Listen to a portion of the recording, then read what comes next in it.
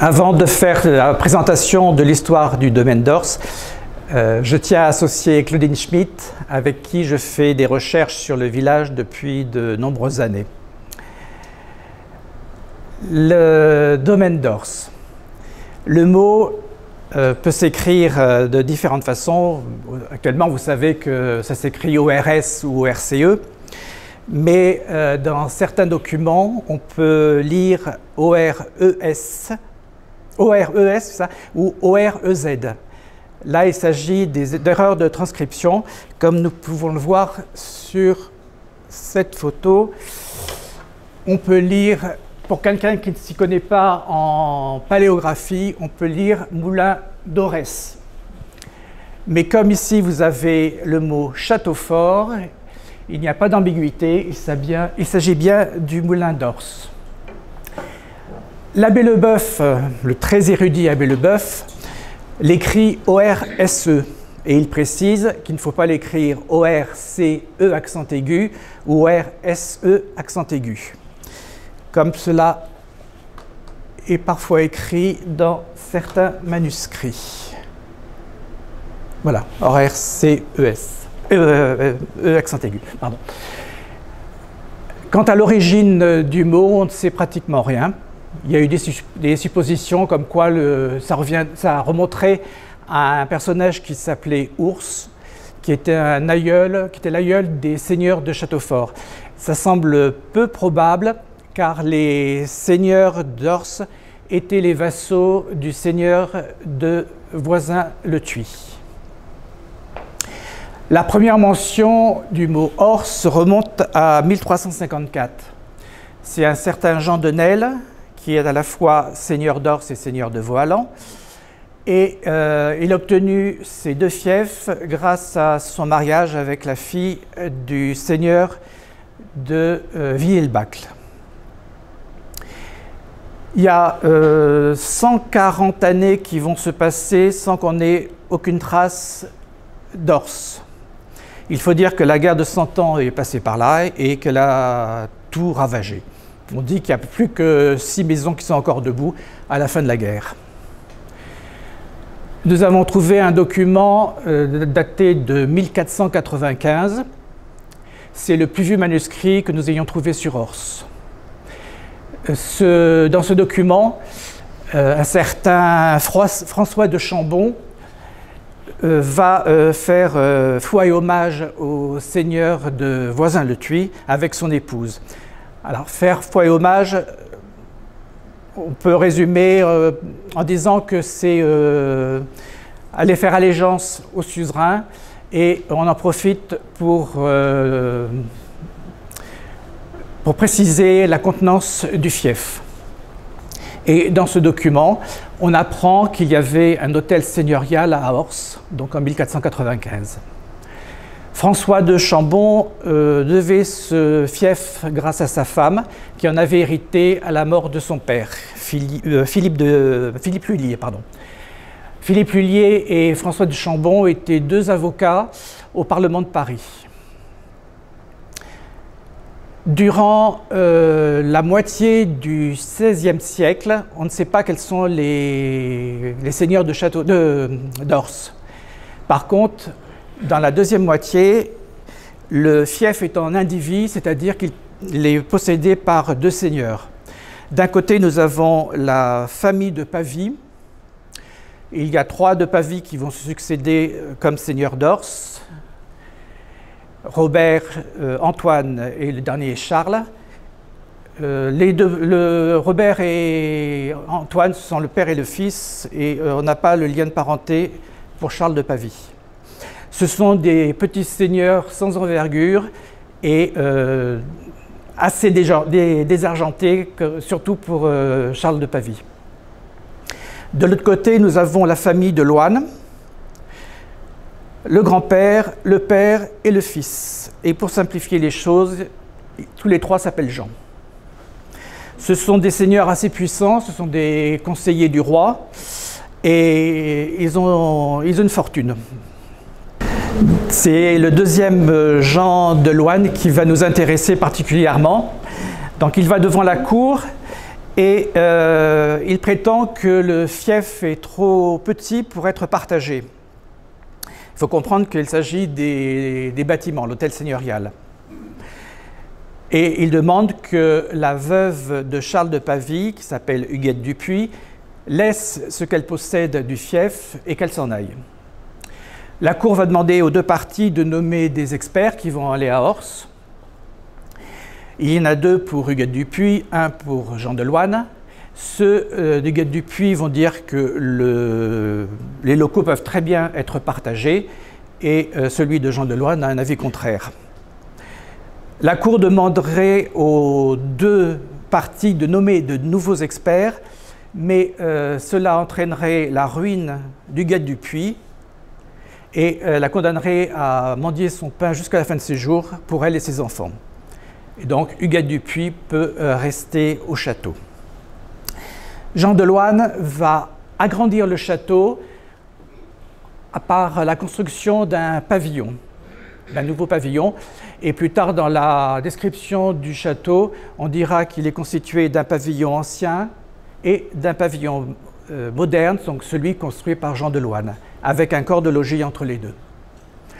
Dans de nombreux ouvrages, on peut lire que Jean de Loyne a construit l'ancien château de Dors, mais il ne l'a fait qu'agrandir. Sur ce plan qui est assez intéressant, pour vous situer, vous avez la route qui va de Châteaufort à Gif et ici la rue d'Ors. Ce bâtiment correspond à l'ancien château, avec ici le pavillon ancien, et le corps du logis. Alors il y a une petite erreur sur ce plan, c'est que si on se déplace vers Versailles, on peut voir qu'il y a le potager du roi, et le potager du roi a été aménagé en 1693. Donc normalement, sur ce plan, on aurait dû voir le pavillon moderne. On suppose que le cartographe de l'époque a dû utiliser un plan ancien qu'il a actualisé et qu'il s'est focalisé plutôt sur Versailles et il a oublié d'actualiser le domaine d'Ors. Ce bâtiment avec une roue dentée correspond à l'ancien moulin. Il est sur la rive droite de la Mérantès, dont le cours a été dévié pour apporter l'eau à la roue. Et ici, vous avez sans doute la chapelle d'Ors, ou du moins sa base, qui est d'origine médiévale.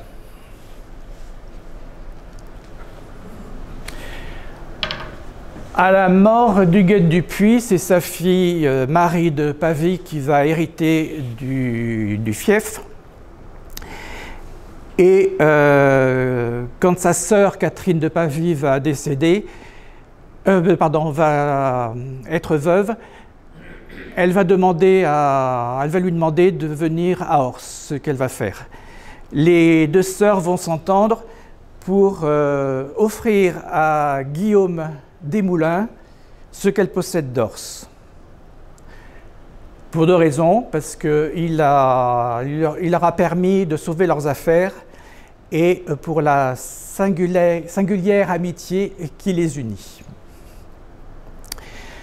En contrepartie, elle demande à Guillaume Desmoulins de continuer à vivre à Ors et de leur donner une rente annuelle. Guillaume Desmoulins accepte.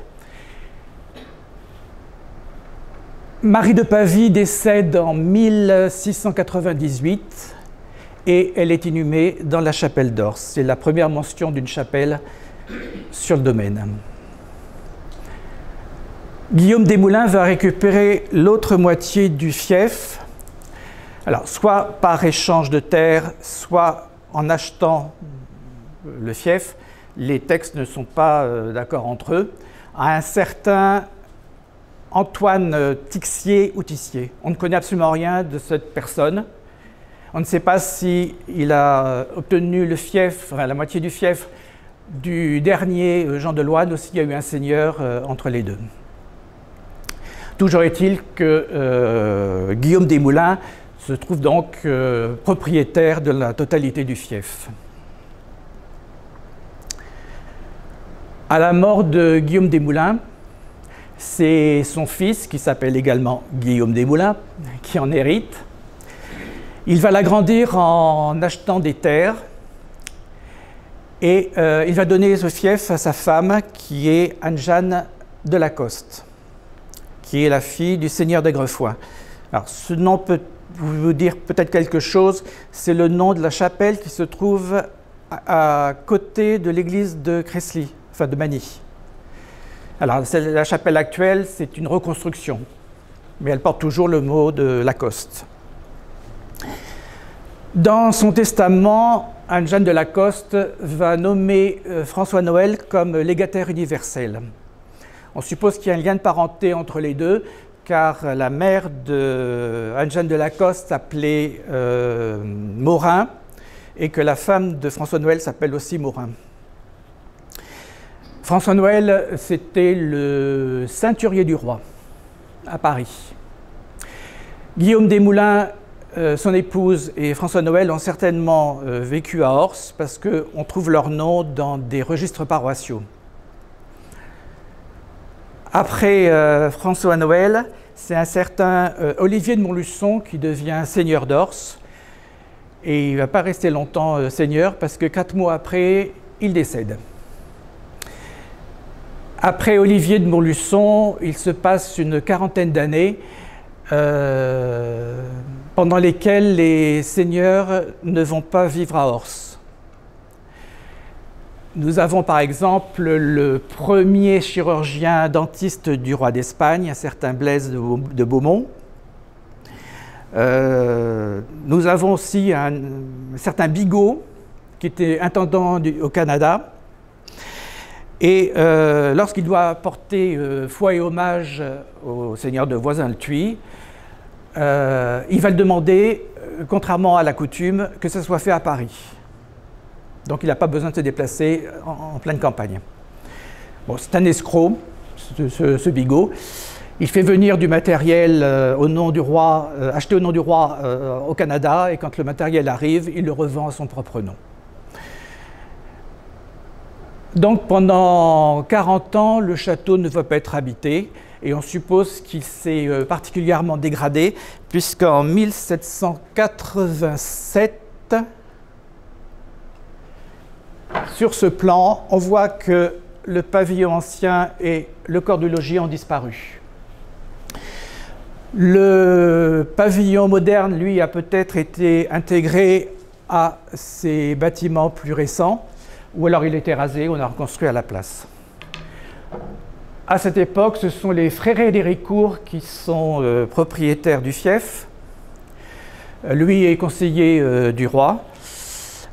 On sait qu'ils ont habité à Ors parce que M. Fréret d'Héricourt fait faire des travaux de ferronnerie au château, et l'artisan qui a fait les travaux a rédigé un document dans lequel il note toutes les pièces dans lesquelles il a travaillé avec ce qu'il a fait. Et donc il fait les travaux dans la chambre de Madame d'Héricourt et dans la chambre de Monsieur. Et on trouve le nom de Madame d'Héricourt dans un registre paroissial. Les Frérets d'Héricourt vont vendre le domaine à un certain Guillaume Sabatier en 1788. Guillaume Sabatier est un personnage très fortuné. Il doit sa fortune notamment à ses parents qui vendaient des draps de coton à l'armée française, et il fait sa propre fortune avec des parts dans la Compagnie des Indes. C'est l'un des fondateurs de la Banque de France. Guillaume Sabatier va faire démolir à peu près tous les bâtiments d'Ors, sauf la chapelle, puisqu'elle existe encore avec sa base médiévale, et il va reconstruire. Donc il fait reconstruire le moulin, tel qu'on peut le voir encore à l'heure actuelle.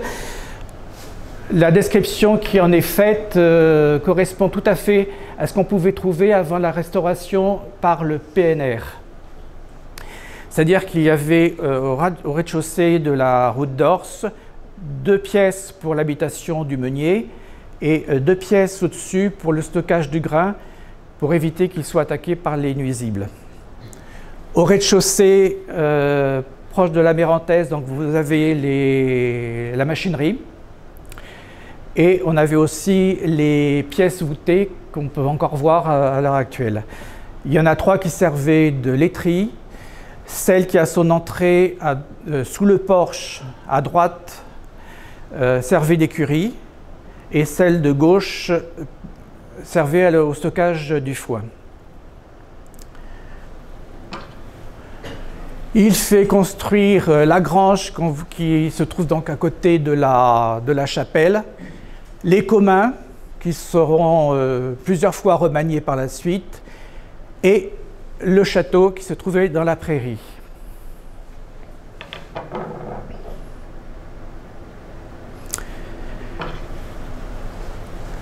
Le château d'Ors, avec ici l'entrée et le vestibule immense, qui avait au milieu un escalier d'honneur. Ici, la salle à manger, un office et les grandes cuisines tout au bout. De l'autre côté, il y avait la salle de billard, le grand salon et un petit salon derrière qui s'appelle salon de musique. Cette partie doit être postérieure à Guillaume Sabatier, car lors de l'inventaire après son décès, il n'est pas fait mention d'un entresol qu'on va retrouver plus tard. Au premier étage, on avait les chambres de maître, très luxueuses, immenses. Et puis, comme on peut le voir, des fenêtres un peu plus petites au deuxième et au troisième, enfin sous les combles, qui étaient les chambres de domestiques, qui étaient beaucoup plus monacales. Il y avait 25 chambres en tout dans le château. Pour la petite histoire, Guillaume Sabatier va se faire passer pour fou pour éviter de passer devant le tribunal révolutionnaire. Mais bon, il retrouve toutes ses facultés une fois que les choses vont se calmer. C'est un banquier, Charles-Joseph Baquenot, qui avait sa banque à Paris, et sa femme Gabrielle qui va acheter le domaine. C'est un couple très pieux. Ils vont faire beaucoup de choses pour les pauvres de Châteaufort. Et avec cette idée, M. Baquenot va vouloir faire construire une maison pour accueillir 2 sœurs de charité. Alors, dans sa demande de construction, il ne sait pas s'il va la faire construire à Magny ou à Châteaufort. En 1811, il obtient l'autorisation impériale de faire construire cette maison et il choisit de le faire à Châteaufort. La maison est construite entre 1811 et 1814 et il l'aménage pour le confort des 2 religieuses. En contrepartie, elles doivent faire l'école aux enfants de Châteaufort et de Magny. Et elles doivent s'occuper des indigents et des malades des 2 villages. On ne sait pas combien de temps les sœurs vont rester à Ors. En 1837, il n'y en avait plus à Châteaufort. Monsieur Baquenot, décède en 1817. Il est inhumé dans la chapelle d'Ors, ainsi que sa belle-sœur. D'autres éléments de la famille seront inhumés aussi dans la chapelle plus tard. Et Madame Baquenot va faire venir de l'abbaye de Val-de-Gif, qu'ils avaient acheté comme bien national, le portail qu'elle fait mettre sur la façade de la chapelle. Et on suppose que c'est pour cette raison qu'il y a la date de 1817 dans la pièce qui se trouve sous la chapelle et qui servait de sacristie à l'époque. Madame Baquenot va donner le domaine à sa fille, qui malheureusement va décéder rapidement après. Et c'est son mari, Adrien Sanlo-Bagno, qui lui aussi était banquier, qui va gérer le domaine. On suppose qu'il a été maire de Châteaufort. En 1850, Adrien Sanlo vend le domaine à un certain marquis de La Roche-Lambert, qui était quelqu'un de sa famille. Le marquis et ses enfants, sa femme, vont vivre à Châteaufort, enfin vivre à Ors. Il y a deux de ses enfants qui vont y naître. Et monsieur de La Roche-Lambert était maire de Châteaufort. On ne sait pas ce qu'il a fait comme travaux dans le domaine. Le marquis de La Roche-Lambert vend le domaine à un certain Alexandre Lemaire. Et il y a trois choses importantes avec Alexandre Lemaire. C'est que en 1865, comme il n'y a plus de meunier à Ors, vous avez la descendante du dernier meunier avec nous. Donc il n'y a plus de meunier et il a l'idée d'utiliser la force hydraulique de la roue pour alimenter une pompe qui va puiser l'eau dans la Mérantaise pour la conduire jusqu'au château. Avant, c'était un cheval qui tournait et qui permettait de faire monter l'eau au château avec un mécanisme. Deuxième point, en 1867, le préfet de Seine-et-Oise propose à Alexandre Lemaire de faire un échange de terres. Le préfet veut construire la route qui va de Châteaufort à Cresly et qui passerait sur les terrains d'Alexandre Lemaire. Et en contrepartie, il lui propose de lui donner la route qui allait de Versailles à Chevreuse et qui coupait le domaine en deux. D'ailleurs, l'entrée du domaine se trouvait ici, alors que maintenant elle se trouve ici. Donc Alexandre Lemaire accepte et du coup le terrain de Dors n'est plus divisé en deux. Alexandre Lemaire était un négociant qui va faire faillite et il est obligé de vendre le domaine pour payer ses dettes. Lors de la vente, il est précisé qu'il existe une laiterie dans la maison dite du garde-chasse, la laiterie qu'on connaît encore, et qui est appelée Trianon. C'est un architecte, Hubert Pierrequin, qui va acheter le domaine. Alors on ne sait pas trop ce qu'il a fait comme travaux, on sait qu'il en a fait parce que lorsque Hubert Pierrequin va vendre le domaine, dans l'annonce il est dit que le prix de vente est très modique par rapport à tout ce que Pierrequin a fait comme construction en agrandissement et en embellissement. On sait qu'il a fait construire un kiosque à musique à l'arrière du château. C'est un Argentin qui va racheter le domaine, Carlos Torquato Diego d'Alvear Paqueto. Alors, lui et sa femme vont très rarement venir à Ors. Par contre, ils vont faire 3 grandes fêtes. Une pour leur mariage et une en l'honneur du vice-président d'Argentine. On invite tout le gratin argentin de Paris qui prend le train à la gare de Saint-Lazare pour arriver à Versailles. Là, il y a des calèches qui les attendent pour les conduire au château. Dans l'après-midi, les pompiers font des exercices de gymnastique. Et les sœurs de charité conduisent les enfants de Châteaufort pour que les dames leur donnent des friandises et de la monnaie. La fête se poursuit par un somptueux dîner avec 60 invités et se termine par un feu d'artifice tiré par Ruggieri.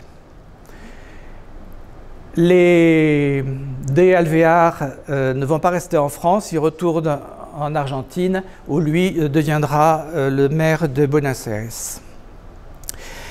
Et M. d'Alvear oublie de payer ce qu'il doit encore sur l'achat du domaine. Donc le domaine va être saisi et le château mis en vente. C'est donc un certain Lopez qui l'achète, c'est un négociant. On ne sait pas si il est vraiment venu à Ors. Si, il est venu une fois parce qu'il y avait un problème de vanne sur la Mérantaise à régler. J'en parle simplement parce que dans de nombreux ouvrages, on dit que c'était un Brésilien alors que pas du tout, c'était un Espagnol. Il fait faillite et rebelote, le château est mis en vente. C'est Émile Bertrand qui va l'acheter et on suppose qu'il fait cet achat parce que ses parents étaient les propriétaires de la ferme de Voisin-le-Thuit. Et donc ça faisait un immense domaine, les deux réunis. Émile Bertrand était un ingénieur des mines, éminent minéralogiste, qui a fait mis au point des appareils pour mieux analyser les petits cailloux. Mais il est de santé fragile, sa santé va diminuer et il meurt au château en 1909. On ne sait pas s'il a fait des travaux à Ors. C'est son fils qui va hériter à la fois de la ferme de Villiers-le-Bacle, enfin de la ferme de Voisin-le-Thuit, pardon, et du domaine d'Ors. Lui aussi est ingénieur des mines. On ne sait pas grand-chose sur ce qu'il a pu faire comme travaux à Ors. On sait simplement qu'il a fait aménager un ascenseur dans le château pour que sa mère puisse monter au premier étage et qui s'est fait faire une bibliothèque, une splendide bibliothèque, paraît-il, en ébène.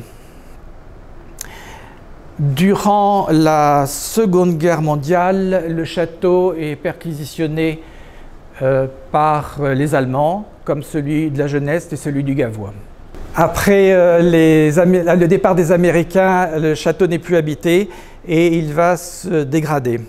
Les Boivin-Champeaux, qui payent sans doute beaucoup d'impôts à cause du château, vont le détruire en 1951. Et le château n'était plus était pillé parce que les Castelfortin avaient piqué des meubles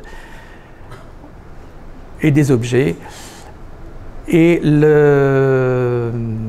les Boivin-Champeaux vont décider de vendre le domaine à un promoteur qui, lui, voudrait tout raser pour reconstruire. Les Castelfortin vont se mobiliser pour que la commune rachète le domaine, ce qui sera fait en 1988. Avec Lodine, nous avons décidé de finir notre histoire du domaine avec le dernier propriétaire particulier. Voilà donc résumé 630 années de l'histoire du domaine d'Ors. Merci.